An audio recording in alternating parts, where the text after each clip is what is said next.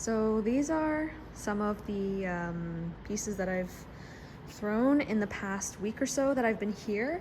Kind of wanted to just like show them off because I'm low-key kind of proud of them. So we've got this wide teacup, chip and dip bowl. This is actually my first mug, believe it or not. Well, I don't want to say believe it or not, like I'm some kind of mug making god already.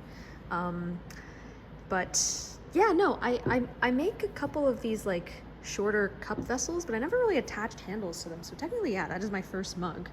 I made this tiny little teacup, which I'm actually quite proud of, and the foot I quite like, but there's a tiny little dent there. So I think that's just from like the unevenness of the clay that I was using, because I don't like wedging, but that's, I don't know, I'll work on that.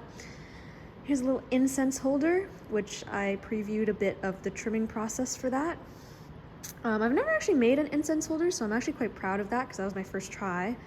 This was just like practice throwing a smaller like vase shape, and I decided to keep it. I think I might just put like mini flowers in it or something. I ended up kind of liking it, but I will say that the bottom it's kind of bottom heavy. You can't really, I don't know if you can see it or like if you can tell on camera, but it's kind of bottom heavy because I didn't end up trimming that much on the bottom because I didn't have a chuck that was like small enough for it, basically. And I guess I could have used the teacup, but whatever. This one is kind of funky. It's a little jar essentially, and yeah, that's kind of all I have to say about it. It was the first time I threw a lid for a tiny little moon jar. Does this count as a moon? I don't actually know what a moon jar is, which is probably bad to admit, but I'll learn. It looks kind of like the moon jars I've seen, just like a tiny miniature version.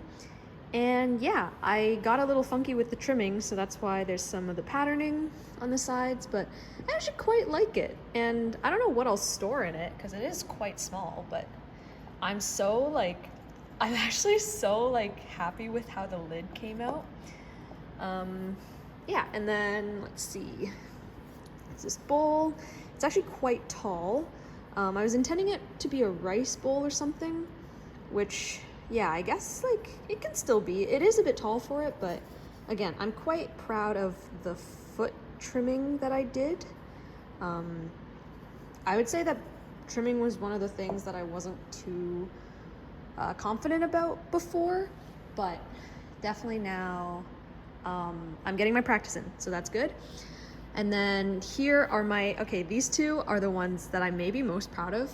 So the first one is this almost like ramen bowl-esque shape, but I've been obsessed with trying to put these little chopstick holder holes in my pieces. So this is the first time I tried it, and I'm still obsessed with it, and I quite like it. And I don't know, this is why I needed trimming practice, guys. I nicked the side a lot when I was first getting into, or like first trimming my pieces.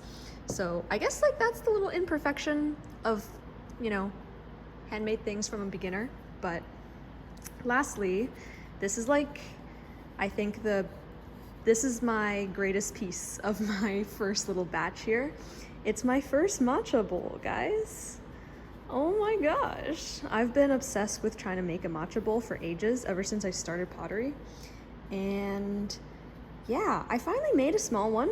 I'm going to try to, like, I'm going to continue practicing my bowls, because I definitely want to throw a bigger version of this.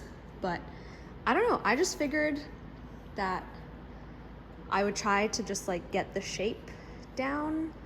And yeah, what can I say? Like I'm super stoked that I at least have like a version 1. I don't know, from the side it almost reminds me of like a gravy train, which I don't know. I think it's because, hold on, it's hard to show. I'm holding the camera in one hand, but basically like I think I need to like close the bottom of this spout a little bit more just to give it more of like that circular shape. But honestly, I'm gonna go out on a limb and say that for my first matcha bowl attempt, it's not half bad. And I gave it a little bit of like I don't know how to like a rocky-ish texture on the side, just from like what's it called, like just using the trimming tools on the side when I was going. just because I was like, yeah, I kind of want to experiment with some more textures as well. So that's all the greenware that has been produced from my first week.